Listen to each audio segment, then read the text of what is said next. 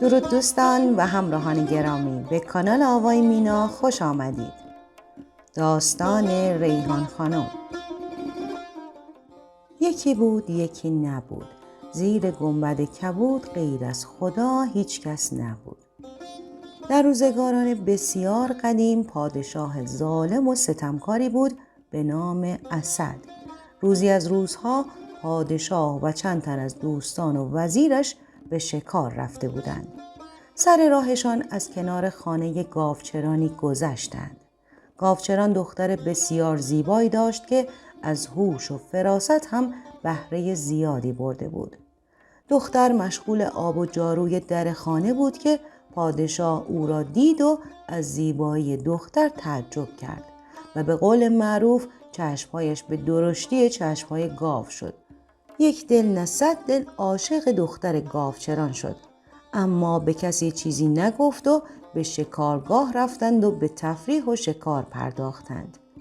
پس از شکار و تفریح و خوشگذرانی وزیر را صدا زد و پرسید: وزیر، آیا دختری را که در کنار خانه گاوچران مشغول آب و جارو بود دیدی؟ وزیر پاسخ داد: بله قربان، دختر بسیار زیبایی بود. شاه دوباره پرسید: اگر بخواهیم بفهمیم دختر کیست چه کار باید بکنیم؟ وزیر پاسخ داد: بسیار ساده است. وقتی به خانه گاوچران رسیدیم شما اسبها را آهسته برانید. من به خانه گاوچران میروم و درباره او پرسجو میکنم. پادشاه این فکر را پسندید و گفت: وزیر، دختر هر کس که باشد من او را برای حرمخانه خودم میخواهم. پس هم میپرسی دختر کیست و هم خواستگاریش میکنی. وزیر محتاطانه لبخندی زد و گفت: اعلی حضرتا، بهتر است خواستگاری را بگذاریم برای بعد. الان صورت خوشی ندارد. پادشاه ابروهایش را در هم کشید و گفت: هر کاری که میگویم انجام بده. ضمن این که میپرسی دختر کیست او را هم خواستگاری کن. وزیر با خلق و خوی شاه آشنا بود و دیگر روی حرف او حرفی نزد. آنها اسبها را راندند تا به خانه گاوچران رسیدند. وزیر رفت و در خانه را زد. کسی که در خانه را باز کرد گلندام، یعنی همان دختری بود که شاه او را دیده بود و گلویش پیش او گیر کرده بود. وزیر از دختر پرسید: در خانه تان مرد هست یا نه؟ گلندام گفت: خود من مرد هستم، از اسب پیاده شوی. وزیر پرسید: دختر جان، تو دختر کی هستی؟ دختر گفت: دختر گاوچران. وزیر گفت: پس پدرت کجاست؟ دختر گفت: به چراگاه رفته است. وزیر گفت: وقتی پدرت آمد به او بگو وزیر آمده بود و گفت در خانه بمان تا هنگام غروب سری به تو بزنم. گلندام اسم وزیر را که شنید قلبش به تپش افتاد و پیش خود گفت: ای داد، چه اتفاقی افتاده است؟ وزیر بی خود اینجا نمی آید. وزیر دهنه اسب را کشید و به نزد شاه آمد و گفت: قبله عالم، آن دختر زیبا دختر گاوچران است. شاه پرسید: خواستگاری کردی؟ وزیر پاسخ داد: قربان، هیچ کس در خانه نبود. به دختر گفتم به پدرش بگوید در خانه بماند تا هنگام غروب با او صحبت کنم. شاه که عادت کرده بود همیشه هر چیز را که اراده می کرد بلافاصله برایش فراهم کنند، اکنون از این که می شنید باید تا غروب صبر کند تا گاوچران به خانه بیاید ناراحت شد و گفت: حرفت را می زدی و او را بر می داشتی و می آمدی. حالا که اینطور شد غروب که رفتی با زور هم که شده او را بیاور. وزیر گفت: به روی چشم. هنگام غروب وزیر به خانه گاوچران رفت.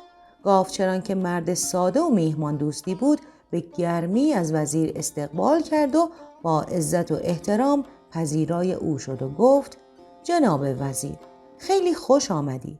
خانه ما را روشن کردی.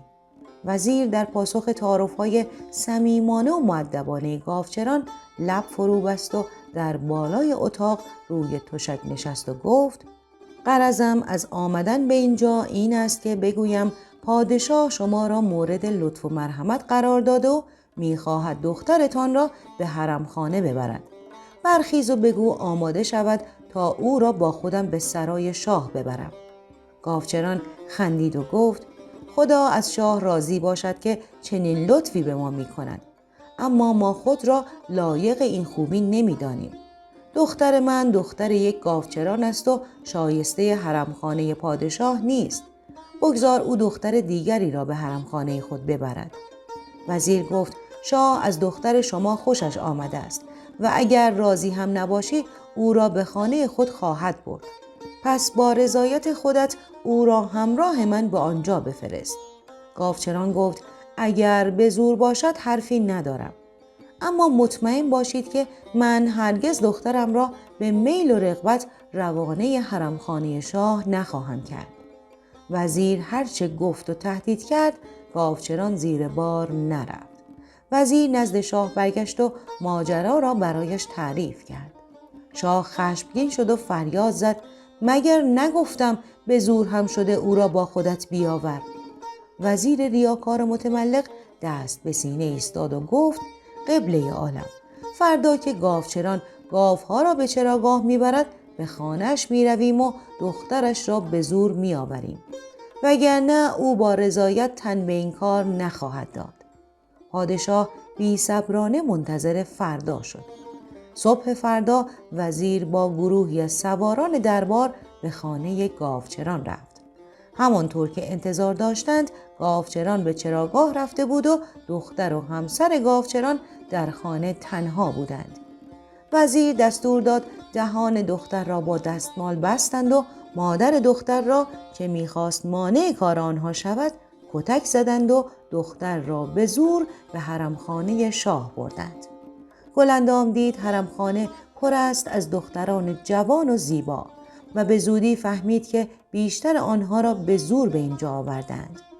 فعلا جز سکوت و تحمل ظلم کاری از دستش بر نمی آمد و هنگامی هم که به زور او را از خانه می آوردند به مادرش گفته بود او هم سکوت کند و از روی عصبانیت و شتاب دست به کاری نزند که اوضاع از این هم خرابتر بشود. میگویند در قصه و افسانه زمان به سرعت سپری می شود.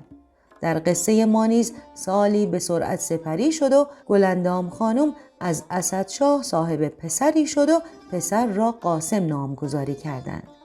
اسدشاه دلش نمیخواست از دختر گاوچران صاحب فرزند شود. روی این اصل نه تنها از شنیدن خبر به دنیا آمدن فرزند گلندام خوشحال نشد بلکه بسیار ناراحت و غمگین هم شد. به هر حال شاه چه خوشحال می شد و چه غمگین، همسرش برای او فرزندی به دنیا آورده بود. نوزاد را به دایه سپردند و مراحل مختلف کودکی را پشت سر گذاشت 7 ساله شد. در این هنگام او را به مکتب فرستادند و تا 18 سالگی خواندن و نوشتن و تمام علومی را که آن زمان در مکتبخانه تدریس می کردند آموخت و همگام با آموزش درس و علم به ورزش هم پرداخت. اکنون او جوانی بسیار عاقل و فهمیده و بلند بالا و ورزیده بود و پادشاه نیز دیگر او را بیشتر از سایر فرزندانش دوست می داشت.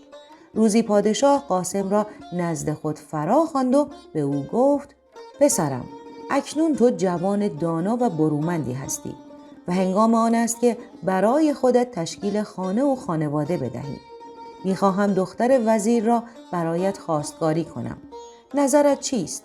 قاسم پیش از اینکه اظهار نظر کند از پدرش اجازه گرفت و نزد مادر خود رفت و گفت مادر جان، پدرم به من گفت میخواهد دختر وزیر را برایم خواستگاری کند. چگونه به او پاسخ رد بدهم؟ آخر من تصمیم ندارم ازدواج کنم. گلندام خانم گفت پاسخ رد به او نده. بگذار برایت به خواستگاری دختر وزیر برود. اگر اختیار ما دست خودمان بود من هیچ وقت همسر پدرت نمی شدم. قاسم از شنیدن گفته‌های مادرش قانع نشد. از آنجا خارج شد و راه خانه پدر بزرگش را در پیش گرفت. وقتی به خانه گاوچران رسید تمام ماجرا را برایش تعریف کرد و از او پرسید پدر بزرگ، تکلیف من چیست؟ من نمیخواهم با دختر وزیر ازدواج کنم. گاوچران گفت کار بسیار خوبی میکنی پسرم. پادشاهان وزرا، درباریان و اعیان و اشراف اصولاً آدم‌های بدجنسی هستند. هر چقدر از این قماش افراد دوری کنی بهتر است. من با چوپان فقیری دوست هستم که دختری زیبا و فهمیده دارد. اگر بخواهی پیش دوستم میروم و دخترش را برایت خواستگاری میکنم. قاسم گفت پدر بزرگ، حالا که اینطور است من فردا به پدرم جواب رد میدهم. گاوچران گفت نترس پسرم. هرچند پدرت آدم خودرأی و ظالمی است اما به تو کاری ندارد. قاسم از پدر بزرگش خداحافظی کرد و به خانه خود برگشت. از شدت ناراحتی شام نخورد و تا صبح خواب به چشمش راه نیافت. صبح زود پدرش او را صدا زد و گفت پسرم، امروز میخواهم دستور بدهم ترتیب مراسم عقد و عروسی شاهانه ای را بدهند. برو به مادرت بگو آماده باشد. قاسم اگرچه ابتدا دچار شرم و حیا شد و نتوانست حرفی بزند، اما عاقبت گفت دلم نمیخواهد ازدواج کنم. همین که قاسم این حرف را زد، خنده از روی لبهای شاه محو شد و با خشم فریاد زد چطور نمیخواهی ازدواج کنی؟ چطور جرأت میکنی روی حرف من حرف بزنی؟ قاسم گفت حالا که شما تصمیم گرفته اید من ازدواج کنم، دختر چوپان را برایم خواستگاری کنید. پادشاه از شدت خشم به خود لرزید. چشمهایش مانند کاسه خون سرخ شد، پاهایش را محکم به زمین کوبید و فریاد زد این پسر و مادرش را هر چه زودتر از قصر و بارگاه من بیرون کنید. بلافاصله قاسم و مادرش را از قصر بیرون کردند. قاسم در کنار شهر دخمه‌ای مخروبه و متروکه‌ای را تعمیر کرد و با مادرش در آنجا ماند. پس از 3 روز گاوچران به خانه دوست چوپانش رفت و ریحان خانم را برای قاسم خواستگاری کرد و روز بعد ریحان خانم را با گروهی نوازنده به خانه مخروبه قاسم بردند. این نوع عروس و تازه داماد و روزهای خوش زناشوییشان را می‌گذاریم تا ببینیم شاه اسد در بارگاه پرشکوه سلطنتی چه می‌کند. شاه اسد وقتی دید پسرش حاضر نشد با دختر وزیر ازدواج کند و با دختر چوپان فقیری ازدواج کرد، غرورش جریحه دار شد و خشمش به کینه تبدیل شد. دنبال بهانه‌ای بود تا او را گرفتار و هلاک سازد. چون مدتی با این افکار کینتوزانه و جنون‌آمیز دست به گریبان بود، شبی کابوس هولناکی دید و هراسان از خواب بیدار شد. اعیان و اشراف، رمالها، منجمین و ستاره شناسان را فرا خواند و در حالی که از ترس رنگ از رخسارش پریده بود و عرق از سر و صورتش میریخت، با صدای لرزانی گفت من امشب در خواب دیدم که از دهان زن قاسم آتش میبارد و این آتش مانند رعد و برق شتابان و نعره زنان تمام بارگاه مرا به تلی از خاکستر بدل کرد. هر کدام از منجمین و ستاره شناسان و رمالها خواب پادشاه را به گونه‌ای تعبیر کردند و سرانجام رمال پیری حرف آخر را زد. تعبیر او چنین بود: ای شاه بزرگ، ستارگان و کواکب چنین میگویند که پسرت قاسم از همسرش ریحان خانم صاحب فرزندی خواهد شد که تو را خواهد کشت و تخت و تاجت را سرنگون و ویران خواهد ساخت. پادشاه که در آتش خشم میسوخت گفت من از اول میدانستم که نه تنها از وجود اینها سودی عایدم نخواهد شد، بلکه یقین داشتم که بلای جانم خواهند شد. اسدشاه لباس قرمز پوشید، بالای تخت رفت، بر اریکه فرمانروایی تکیه زد و فرمان داد قاسم را بیاورند. مأموران شتابان به خانه قاسم رفتند و او را آوردند. شاه پای بر زمین کوبید و فریاد زد جلاد! جلاد فوراً حاضر شد و چون شاه را بسیار خشمگین دید، برخلاف همیشه که دست به سینه منتظر فرمان می ایستاد، با صدای لرزانی گفت قبله عالم، من حاضرم هر کسی را که امر بفرمایید گردن بزنم. شاه گفت باید سر این قاسم را مانند سر حیوان ببری. قاسم گفت پدر تاج دارم، رحم داشته باش، گناه من چیست که فرمان قتلم را صادر می کنی؟ شاه که خون چشمهایش را گرفته بود و دهانش کف کرده بود گفت گناهانت زیاد است. جلاد زود باش و فرمانم را اطاعت کن. جلاد گریبان قاسم را چسبید تا او را به زیر تیغ ببرد. وزیر با اشاره به او فهماند که کمی تأمل کند و در همین هنگام خود را به روی پاهای شاه افکند و ملتمسانه گفت: ای شاه بزرگ، اگر پسر خود را بی گناه بکشی، همه پادشاهان و فرمانروایان سرزمین‌های دور و نزدیک تو را پادشاهی بی رحم و سنگدل خواهند پنداشت. خشم خود را مهار کن، کمی بیاندیش و در مورد فرمانی که صادر کرده ای تجدید نظر کن. اگر از پسرت بیم و هراس داری و نمیخواهی آزاد باشد، او را برای همیشه زندانی کن تا خیالت آسوده باشد. او نیز مانند سایر زندانیان زیاد دوام نخواهد آورد و در گوشه زندان جان خواهد سپرد. و آنگاه مردم دست تو را که پدرش هستی به خون او آلوده نخواهند دید. ریحان خانم از شنیدن خبر زندانی شدن قاسم بسیار نگران شده بود و شب و روز گریه می کرد. در روز و ساعت و دقیقه مشخص پسر زیبایی به دنیا آورد و نام او را زمان گذاشت. جاسوسان اسدشاه پنهانی ریحان خانم را زیر نظر داشتند و به دنیا آوردن فرزندش را به شاه خبر دادند. پادشاه که کینه قاسم و همسرش را به دل داشت و حتی نمی توانست کودک شیرخوار آنها را نیز تحمل کند، به یکی از جلادان خود دستور داد هرچه زودتر به خانه ریحان خانم برو و نوزاد او را بکش و جسدش را برای من بیاور. جلاد با ترس و لرز و به آرامی گفت: سرور بزرگ، آن طفل معصوم چه گناهی کرده است که من باید او را بکشم؟ شاه که از گستاخی جلاد به خشم آمده بود فریاد زد: این جسارت ها به تو نیامده است، مردک فضول. هر دستوری به تو میدهم فوراً اجرا کن. جلاد بیچاره از ترس لب فرو بست و هراسان از آنجا خارج شد و راه خانه ریحان خانم را در پیش گرفت. به خانه وارد شد و کودک را از گهواره برداشت تا او را ببرد و فرمان ظالمانه شاه را اجرا کند. مادر شتابان سر راه جلاد را گرفت و از او پرسید: این طفل معصوم را کجا میبری؟ جلاد گفت: شاه فرمان قتل او را صادر کرده است. مرا ببخش، من مأمورم و معذور.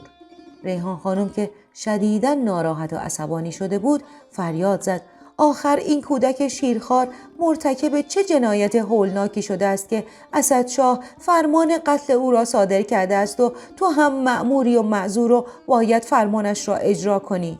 جلاد گفت: باید از شاه بپرسی که دستور داده است. گفتم که من گناهی ندارم و مأمورم و معذور. ریحان خانم که جلاد را مصمم دید بی اختیار اشک از چشمایش سرازیر شد و در میان گریه و زاری التماس کرد: امان بده جلاد، به من رحم کن. 9 ماه درد و رنج و عذاب کشیدم تا این بچه را به دنیا آوردم.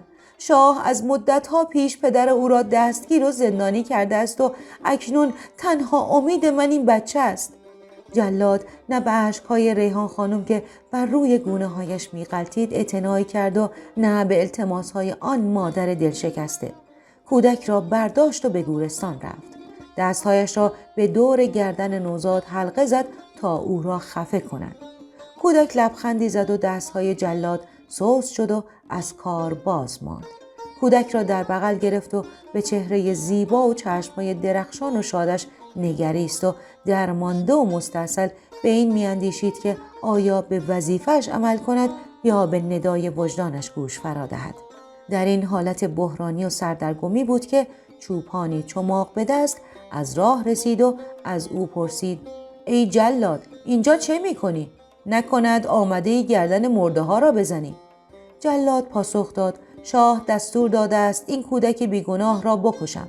او را به اینجا آوردم تا دستور شاه را اجرا کنم. چوپان خندید و گفت: عجب، پس بزرگترها تمام شدند و حالا نوبت به کوچکترها رسیده است. جلاد گفت: بله، گویی همانطور شده است که میگویی. ای چوپان، اسدشاه دستور داده است این بچه را بکشم، اما نمیتوانم این کار را بکنم. از طرفی هم شاه گفته است باید جسد کودک را برایش ببرم تا ببیند و مطمئن شود. اگر فرمان او را اطاعت نکنم نسلم را از روی زمین برخواهد داشت. تو بگو من بیچاره چه کار باید بکنم؟ چوپان قاه قاه خندید و گفت احمق جان، چاره این کار بسیار ساده است. این بچه را به من بده و من جسد یک بچه مرده به تو میدهم. بچه مرده را نزد شاه ببر و به اون نشان بده. او که علم غیب ندارد بفهمد این جسد کیست. فکر خواهد کرد جسد همین بچه است. جلاد گفت بسیار خوب، اگر این کار را بکنی همین بچه بیگناه از مرگ نجات پیدا می کند و هم من از عذاب وجدان راحت می شوم. چوپان در گورستان گشتی زد و قبر بچه‌ای را که تازه مرده بود پیدا کرد و با چوب دستی خود گور را کند و جسد را بیرون آورد و به جلاد داد و گفت بیا، این هم جسد یک بچه تازه مرده. جلاد بسیار شاد شد و بوسه‌ای بر پیشانی کودک زد و گفت حالا که از مرگ نجات یافتی شاید وقتی بزرگ شدی بتوانی از اسدشاه انتقام بگیری. نوزاد باز هم خندید. جلاد کودک را به چوپان داد. چوپان پرسید این بچه مال کیست؟ جلاد گفت نوه اسدشاه است، پسر قاسم. چوپان گفت به، عجب روزگاری. جلاد با جسد یک کودک از آنجا رفت و چوپان هم کودکی را که از مرگ نجات داده بود بغل کرد و به خانه برد. پادشاه جسد کودک خردسال را که دید لبخند پیروزمندانه‌ای زد و گفت آفرین، حالا می توانی ببری و دفنش کنی. اکنون به کلبه محقر و کوچک ریحان خانم، این زن جوانی که به جای شادی و سرور غم و اندوه نصیبش شده است، برویم و ببینیم چه می کند. ریحان خانم که اندک زمانی پس از ازدواج شوهرش را از او جدا کردند و به زندان افکندند و پس از مدتی نوزاد خردسالش را نیز از او جدا کردند تا به فرمان اسدشاه به زندگی کوتاه چند روزش خاتمه بدهند، بسیار افسرده و اندوهگین بود. ریحان خانم آنقدر در تنهایی به شوهر و فرزند دلبندش فکر کرد تا اندیشه انتقام در ذهنش پرورش یافت و رشد کرد و سرانجام به این نتیجه رسید که انتقام از اسدشاه وظیفه مقدس اوست.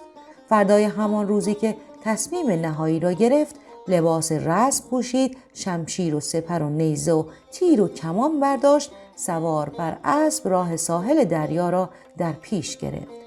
در کنار دریا قلعه بزرگی را که سالها بود کسی در آن زندگی نمی کرد به عنوان مسکن خود انتخاب کرد.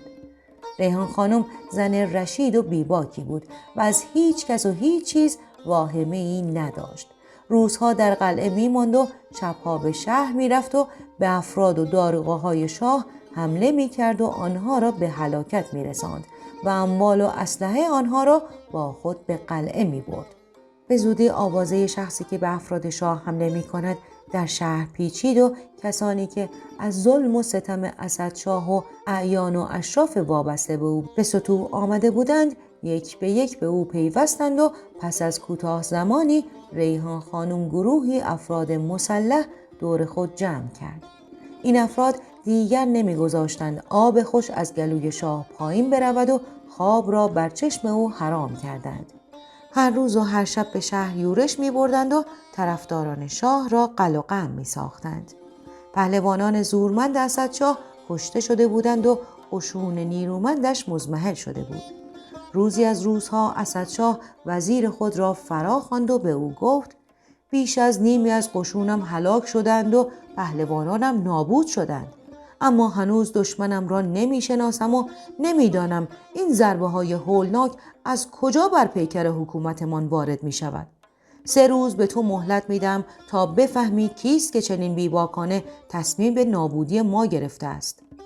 وزیر که از ترس چاره‌ای جز تسلیم نداشت، به عنوان اطاعت دست بر روی چشم نهاد و از بارگاه خارج شد. نگران و مضطرب بی اراده به هر طرف راه می رفت و در پی راه چاره‌ای می گشت که دوست تاجر خود را که مرد زیرک و حیله‌گری بود به یاد آورد. با گام‌های سریع خود را به خانه تاجر رساند و پس از سلام و احوالپرسی به او گفت دوست عزیز، همانطور که می‌دانی افرادی شبها به شهر حمله می‌کنند و پهلوانان و افراد قشون ما را می‌کشند و می‌گریزند. شاه از من خواسته است که رهبر آنها را شناسایی کنم. من چطور بفهمم که او کیست؟ تاجر گفت جناب وزیر، تو نمیتوانی بفهمی این افراد چه کسانی هستند و رهبر آنها کیست.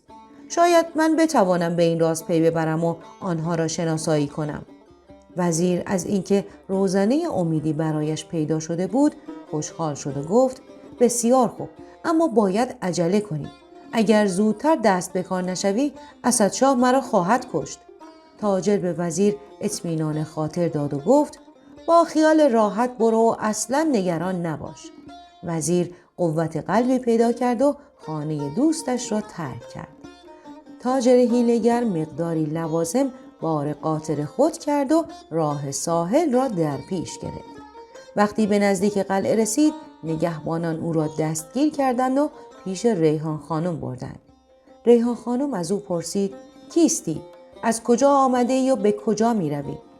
تاجر پاسخ داد دوره گردم. از مملکت اسدشاه آمدم و برای خرید و فروش به همه جا می روم. ریحان خانم پرسید اسدشاه چه می کند؟ در تدارک ترمیم و آماده ساختن قشون خود هست یا نه؟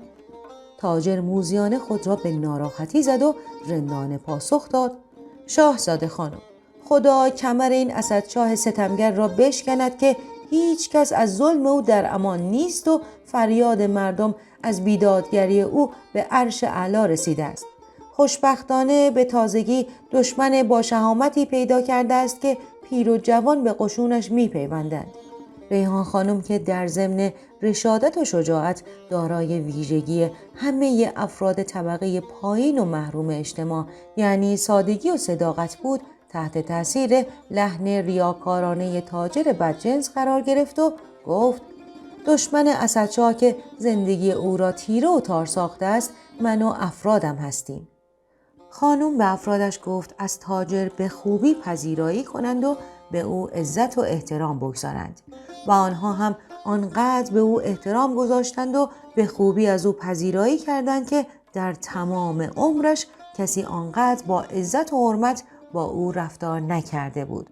تاجر 3 روز آنجا ماند و نمک خورد و در پایان روز سوم پیش وزیر رفت و نمکدان شکست و به او گفت خانه‌ات خراب. کسی که با اسدشاه می جنگد و او را به روز سیاه نشانده است کسی نیست جز یک دختر جوان و زیبا. وزیر خوشحال و خندان به حضور شاه رسید و با مسرت گفت قبله عالم، خواسته شما را اجابت کردم و فهمیدم کسی که جسارت کرده و با قشون اعلی حضرت می جنگد دختر جوان و زیبایی است که در قلعه مسکن گزیده و تمام ساحل دریا را قرارگاه سپاه خود ساخته است.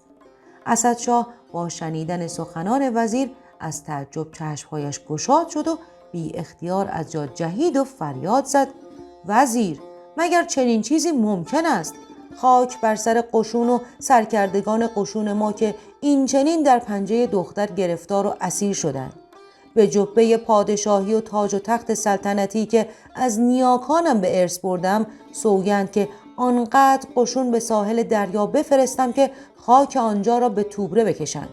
وزیر قیافه دانشمندانه‌ای به خود گرفت و با لحن پندآموزانه‌ای گفت پادشاه، اگر دشمن به اندازه مگسی هم باشد باید او را فیل عظیم و جثه‌ای پنداشت و به قول آن ضرب المثل معروف پارسی دشمن نتوان حقیر و بیچاره شمرد. شاه خشمگین شد و فریاد زد وزیر، فال بد نزن. چه فیلی؟ تو از یک زن جوان هم فیل عظیم و جثه میسازی؟ اسدشاه فرمان حمله را شخصا صادر کرد و سپاهیان او سیلاسا روانه ساحل دریا شدند. شاه خود نیز در پیشاپیش سپاه حرکت می‌کرد. وقتی به نزدیکی ساحل رسیدند شاه دستور داد چادر بزنند و پیکی نزد ریحان خانم فرستاد تا به او بگوید تسلیم شود و از شاه امان نامه بگیرد. ریحان خانم توسط همان پیک پیغام فرستاد الاغی که به جلد و پوست دیگری درآید دم و گوشش را می‌برند. من عروس تو ریحان هستم و آرزو داشتم که روزی با تو روبرو شوم و اکنون که به آرزوی خود رسیدم از تو انتقام خواهم گرفت. اسدشاه به محض شنیدن نام ریحان خانم رعشه بر اندامش افتاد و فریاد زد طبل جنگ را بنوازید. سپاهیان تحت فرماندهی اسدشاه با شنیدن صدای طبل جنگ مانند سیل به میدان کارزار جاری شدند. از سوی دیگر ریحان خانم با گروهی از لشکر خود به قشون شاه هجوم بردند. 3 روز و 3 شب نبرد بی امان و پیکار تن به تن ادامه داشت و سرانجام افراد ریحان خانم قشون اسدشاه را شکست دادند. عده‌ای را به هلاکت رساندند و تعدادی زخمی و مجروح شدند و گروهی اسیر شدند و زیرکترین و چابکترینشان از مهلکه گریختند. اسدشاه نیز با تنی چند از افسران و اطرافیانش در گرماگرم کارزار اوضاع را خطرناک یافتند و گریز زبونانه را بر مرگ در میدان نبرد ترجیح دادند و به بارگاه بازگشتند. اسدشاه وزیر را نزد خود فرا خواند و گفت: وزیر، این دختره ریحان خانم حسابی پدر ما را درآورده است. اگر همان موقع که قاسم را دستگیر کردیم دستور داده بودم او را هم بکشند، حالا این همه بلا به سرم نازل نمی شد. این دختر جگر مرا سوزانده و آبرویم را برباد داده است. وزیر گفت: پادشاه ها، کمی آرام باشید. گذشته ها گذشته. کمی صبر داشته باشید. دیر یا زود لشکر ریحان خانم را تار و مار خواهیم کرد و خودش را در پیشگاه ملوکانه به جلاد خواهیم سپرد تا در میدان بزرگ شهر گردنش را بزنند و درس عبرتی باشد برای آیندگان. پادشاه، وزیر و اطرافیانشان اینجا با خیالات خود سرگرم باشند و به فکر تهیه و تدارک قشون و سلاح و آذوقه باشند تا ببینیم کودکی را که چوپان در گورستان از جلاد گرفت، یعنی زمان پسر ریحان خانم که اکنون بزرگ شده است، در چه حال است. زمان بزرگ شد و در سن 15 سالگی جوانی رشید، قوی هیکل، جنگجو و دانا بود. زمان با وکیل و وزیر و اعیان و اشراف میانه خوبی نداشت و به آنها اعتنایی نمی کرد. اعیان و اشراف شکایت او را پیش شاه بردند و او به آن جوان مشکوک شد. اسدشاه مأموری به دنبال چوپان فرستاد و هنگامی که چوپان دست به سینه در بارگاه روبروی شاه ایستاده بود، شاه به او گفت: چوپان، بگو بدانم زمان کیست که به جبه‌ام قسم اگر راستش را نگویی دستور می‌دهم تو را به دار بیاویزند. چوپان گمان کرد شاه راز او را می‌داند، به همین خاطر تمام ماجرایی را که 15 سال پیش اتفاق افتاده بود برای شاه بازگو کرد و شاه بلافاصله دستور دستگیری و حکم قتل او را صادر کرد.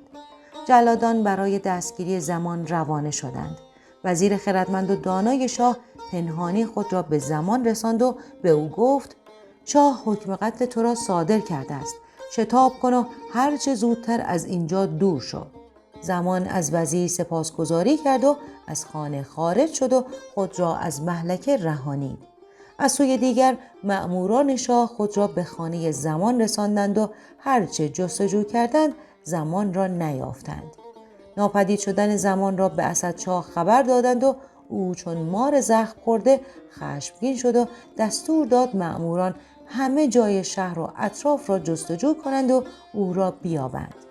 اما جستجوها بی نتیجه بود و انگار زمان قطره آبی شده بود و به زمین فرو رفته بود. پادشاه ستمگر و کینه‌توز که خود را عاجز و درمانده یافت، فرمان داد جلادی را که سالها پیش از دستور او سرپیچی کرده و نوزاد را نکشته بود، همراه پسرش به بارگاه آوردند و پیش چشمهای پدر سر پسرش را از تن جدا کردند. گوشهایش را به سیخ کشیدند، کباب کردند و جلاد را به زور وادار کردند آنها را بخورد. شاه با لحن تمسخرآمیزی از جلاد پرسید: هان، بگو ببینم، گوشتش شیرین است؟ جلاد پاسخ داد: پادشاه ها، مگر گوشت بنی آدم شیرین می شود؟ پادشاه باز هم با حالت تمسخر پرسید: جگرت می سوزد؟ کسی که دستور ولی نعمت خود را اجرا نکند جزایش همین است. جلاد گفت: شاه ها، جگرم نمی سوزد. دستور پادشاه است و باید اجرا کنم. هر ظلم پادشاه برای ما مرحمت است. پادشاه گفت: بسوز، جزای خیانتکار همین است. شاه دستور داد استخوان‌های پسر را نیز بسوزانند. جلاد با صدای بلند قهقه سر داد و گفت: مضحکه جالبی شده است شاه بزرگ.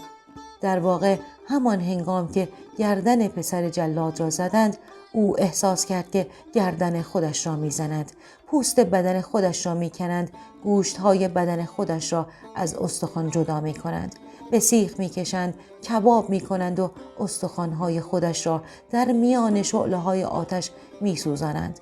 اما به روی خود نیاورد و در برابر دشمن عجز نشان نداد و پس از تحمل آن همه شکنجه و عذاب افتان و خیزان عازم خانه خود شد. اکنون ببینیم زمان که به توصیه وزیر از خانه خارج شد به کجا رفته است و روزگار را چگونه می‌گذراند. زمان مانند گرگی تنها به تنهایی و به طور ناشناس به شهر می آمد و اعیان و اشرافی را که سر راه خود می دید از پای در می آورد. اما با شاه و اطرافیان او کاری نداشت. شبها نیز مخفیانه به خانه جلاد می رفت و تمام خبرها را از او کسب می کرد. از سوی دیگر ریحان خانم نیز روزگار شاه را سیاه کرده بود. هر روز به شهر یورش می برد، اعیان و اشراف و پولدارها را به هلاکت می رساند و اموالشان را به غنیمت می برد. ریحان خانم چیزهایی در مورد زمان شنیده بود و آرزو داشت که با او دیداری داشته باشد. نمیدانست زمان پسر خود اوست و گمان میکرد فرزندش به هنگامی که نوزاد بود و جلاد به فرمان شاه او را از گهواره بیرون کشید کشته است. زمان نیز آوازه شجاعت و دلاوری ریحان خانم را شنیده بود و دلش میخواست او را ببیند. روزی زمان با لباس درویشی به خانه جلاد رفت و او تمام شکنجه و عذابی را که اسدشاه بر او روا داشته بود، از کشته شدن فرزندش به امر شاه و خورانیدن گوشت کباب شده جگرگوشش به خودش تا سوزانیدن استخوان‌های پسر بیگناهش در میان شعله‌های آتش و در برابر چشمان خودش برای زمان نقل کرد. زمان از شنیدن این ماجرای عذاب‌آور و هولناک چنان اندوهگین شد که بی اختیار سیل اشک از چشم‌هایش جاری شد. جلاد گفت مرا ببخش که تو را ناراحت کردم. زمان پس از آنکه توانست کمی به اعصاب متشنج خود مسلط شود پرسید پس پدر بینوا و مادر من چه شدند؟ جلاد پاسخ داد پدرت در زندان اسدشاه اسیر و گرفتار است و مادرت نیز از اینجا رفته است و هیچ کس نمی‌داند او کجاست و زنده است یا مرده. با شنیدن این خبر خون در رگ‌های زمان به جوش آمد و گفت اگر ریش این پادشاه ظالم را به خونش آغشته نکنم پسر پدرم نیستم. پدرم در کنج زندان عذاب بکشد و من اینجا راحت باشم. این از محالات است. جلاد گفت زمان با شتاب و از روی خشم دست به کاری نزن که ممکن است اوضاع را بدتر کنی. کمی تأمل کن. اسدشاه وزیر با تدبیری دارد که او هم از ظلم و ستم شاه نسبت به مردم به سطوح آمده است.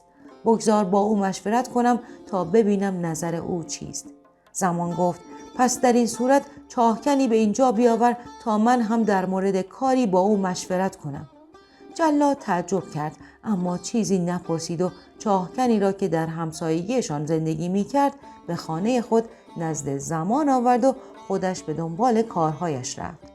زمان با چاهکن از هر دری سخن گفت و هرچه او گفت شنید و سرانجام به اصل مطلب پرداخت و به او گفت ای چاهکن اگر بتوانی از اینجا نقبی حرف کنی که از زیر عمارت سلطنتی بگذرد و درست به زیر اتاق شخص شاه برسد 100 سکه طلا به تو خواهم داد. چاهکن با شنیدن 100 سکه طلا چشمهایش از تعجب باز شد و گفت طوری نقب بزنم که کیف کنی. زمان پرسید چند روز طول می کشد تا نقب آماده شود؟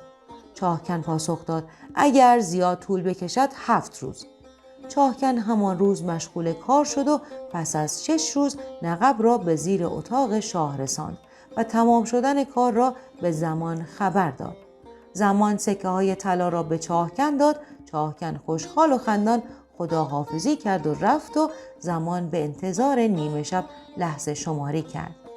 آنگاه که بالهای سکوت، تاریکی و خواب بر سراسر شهر سایه گسترانید و شاه در پناه دیوارهای بلند قصر و چشمهای بیدار نگهبانان در اتاق خواب مخصوص بر روی تخت خواب ساخته شد از چوب آبنوس، بستر حریر و بالش پرقو به خواب ژرف و شیرین فرو رفته بود، زمان به درون نقب رفت و پس از اندک مدتی خود را به بالین شاه رساند و صدای خرخر او را شنید.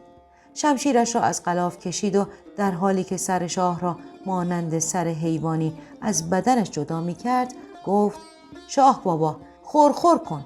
کابوس سهمگینی که سالها تو را آزار میداد به حقیقت پیوست.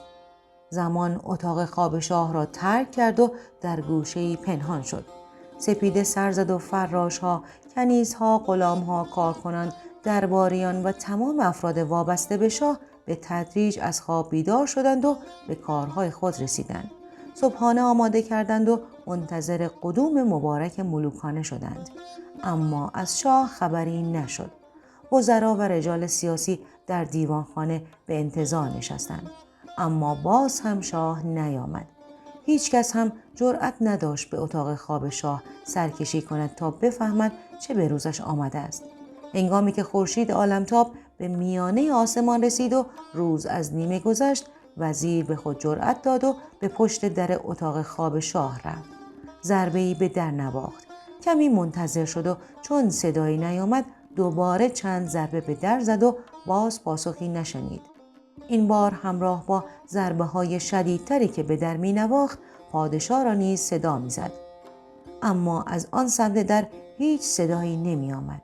سرانجام در را شکستند، وارد اتاق شدند و پیکر شاه را غرقه در خون یافتند و سر او را که مانند سر گوسفند از بدنش جدا شده بود در گوشه دیدند. آنهایی که این صحنه را دیدند شیون کردند و فریاد کشیدند و از صدای جیغ و هیاهویشان وزرا، وکلا و درباریان جمع شدند و جسد اسدشاه را از داخل خون بیرون کشیدند و در کنار سر بریده او نامه‌ای دیدند. زمان آن نامه را نوشته و در آنجا گذاشته بود. او در نامه نوشته بود: من اسدشاه را کشتم. عصر همان روز یکی از پسران اسدشاه به نام کریم که مادرش نیز شاهزاده بود به جای پدر بر تخت سلطنت جلوس کرد و تاج پادشاهی بر سر نهاد. کریم شاه تازه به دوران رسیده پایه‌های حکومتش را بر خودکامگی و استبداد و زور بنا کرد و چنان ظالمی شد که به قول معروف کت پدرش را از پشت بست. از سوی دیگر زمان پس از اینکه به سوگندی که یاد کرده بود وفا کرد و ریش شاه را به خونش آغشته ساخت به سمت زندان رفت، اما هر چه تلاش کرد نتوانست به تنهایی دیوارهای زندان را خراب کند و پدرش و سایر زندانیان بیگناه را آزاد کند. تصمیم گرفت پیش ریحان خانم برود و به کمک او و یارانش کارهای ناتمام را تمام کند. پرسان به محل اقامت ریحان خانم رفت و به او خبر داد اسدشاه را کشتم و پیش تو آمدم. ریحان خانم که از به هلاکت رسیدن اسدشاه بسیار شادمان و مسرور شده بود، دست زمان را بوسید و گفت: ای جوان دلاور و شجاع، تو دشمن اصلی مرا کشتی. اکنون فرماندهی این سپاه بزرگ را به تو می سپارم. زمان از ریحان خانم تشکر کرد و گفت: پس از اینکه دنیا را از لوث وجود ستمکار اسدشاه پاک کردم، کریم به جای او بر تخت سلطنت نشست و پادشاهی شد ظالمتر از پدر خبیثش. حالا به اینجا آمدم تا به کمک هم او را هم در خون خود غرق کنیم و بساط ظلم و ستم را برچینیم. اینها اینجا در فکر تهیه و تدارک قشون و آماده شدن برای پیکار با کریم شاه باشند تا ما به سراغ وزیر و جلاد برویم. پس از به هلاکت رسیدن اسدشاه حالت شادی توأم با اندوه به جلاد دست داد. حالت شادمانی و سرور به او دست داد چون دشمنش اسدشاه، کسی که در پیش چشم‌هایش دستور قتل و تکه تکه کردن و سوزاندن استخوان‌های پسرش را صادر کرده بود، در خون خود غرق شده بود و اندوهگین شد، زیرا می‌دانست کریم شاه موجودی پلیدتر و خونخوارتر از اسدشاه است و ممکن است او را بکشد. روزی افسرده و غمگین در کنج خانه نشسته بود که صدای در شنید. در را گشود، وزیر وارد شد و به او گفت: کریم شاه دستور بازداشت و حکم قتل تو را صادر کرده است. اگر مواظب خودت نباشی به زودی دستگیر و اعدام خواهی شد. جلاد هراسان و سراسیمه به دست و پای وزیر افتاد و پرسید: تکلیف چیست؟ من چگونه خود را از شر این قاتل بیرحم خلاص کنم؟ وزیر دست جلاد را گرفت و او را از روی پاهای خود بلند کرد و گفت: روی پای من افتادن دردی را درمان نمی کند و چاره کار تو نیست. برخیز و خود را آماده کن تا شب هنگام هر دو اینجا را ترک کنیم و پیش ریحان خانم برویم. برای رهایی از مرگ لازم است از کریم شاه دوری کنیم. جلاد اشیاء گرانبهای سبک وزن را با خود برداشت و شبانه همراه وزیر خانه و کاشانه و شهر را ترک کردند و به سمت قلعه محل اقامت ریحان خانم شتافتند. زمان از اینکه دوستانش به سلامت از چنگ کریم شاه گریخته و به آنها پیوسته بودند خوشحال شد و آنها را به ریحان خانم معرفی کرد. ریحان خانم به مناسبت ورود آنها شبانه مجلس جشنی ترتیب داد. وزیر در این مجلس گفت: هر کس رویدادی از رویدادهای جالب زندگی خود را تعریف کند. هر کدام به ترتیب خاطره جالب یا حادثه‌ای را که برایشان پیش آمده بود تعریف کرد. در میان این گفت و شنودها ریحان خانم پسرش را شناخت و او را در آغوش کشید و مادر و فرزند پس از سالها دوری در آغوش همدیگر اشک شادی از دیدگانشان جاری شد. ریحان خانم از وزیر و جلاد تشکر کرد و به خاطر بازیافتن فرزندش 40 شبانه روز جشن گرفتند و از شدت شادمانی و شعف قشون و میدان نبرد را به باد فراموشی سپردند. درست در همین هنگام قشون کریم شاه حمله خود را به سپاه ریحان خانم آغاز کرد و تلفات سختی بر آنها وارد آورد. ریحان خانم با دسته‌ای از افرادش توانست از مهلکه بگریزد و جان خود و تعدادی از افرادش را از مرگ نجات دهد. ریحان خانم و افرادش در مدت زمان کوتاهی دوباره سپاهی عظیم تشکیل دادند و این بار فرماندهی سپاه به عهده زمان سپرده شد. زمان در پیشاپیش سپاه فرمان حمله را صادر کرد و نیمه شب به دشمن شبیخون زدند و قشون کریم شاه را تار و مار ساختند. کریم شاه با تنی چند از افرادش از میدان نبرد گریختند و توانستند وارد شهر شوند. ریحان خانم متوجه اشتباه خود شد و با خود گفت: احتیاط کردن شرط لازم و ضروری برای هر انسان عاقل و به ویژه هر فرمانده با تدبیر است. ریحان خانم از شکست‌ها پند آموخت و برای جبران شکست‌ها و کسب پیروزی آمادگی لازم را به دست آورد. سپاه انبوهی از افراد شجاع و جسور تشکیل شد که به 3 گروه تقسیم شدند. فرماندهی یک گروه به زمان سپرده شد و فرماندهی گروه دیگر به عهده وزیر قرار گرفت و فرماندهی گروه سوم را یکی از افراد شایسته و مورد اطمینان بر عهده گرفت. ریحان خانم به عنوان هماهنگ کننده و فرمانده کل دستور داد از 3 طرف به شهر یورش ببرند. زمان شتابان خود را به سپاه دشمن زد و با افراد از کشته های دشمن پشته ها ساختند. اما انگار امواج انسانی این سپاه را پایانی نبود. آنقدر از هر سو به دشمن حمله برد و آنقدر شمشیر زد که نیرو و توانش رو به ضعف و سستی نهاد و دستهایش از کار افتاد. چند جای بدنش زخمی شد و بیهوش از اسب بر زمین افتاد. شب همان روز مادرش خواب دید سیل خروشانی زمان را به کام خود کشید و شتابان میبرد. هراسان از خواب پرید، بر اسب سوار شد و به سمتی که پسرش را فرستاده بود روانه شد و به سرعت باد اسب تاخت.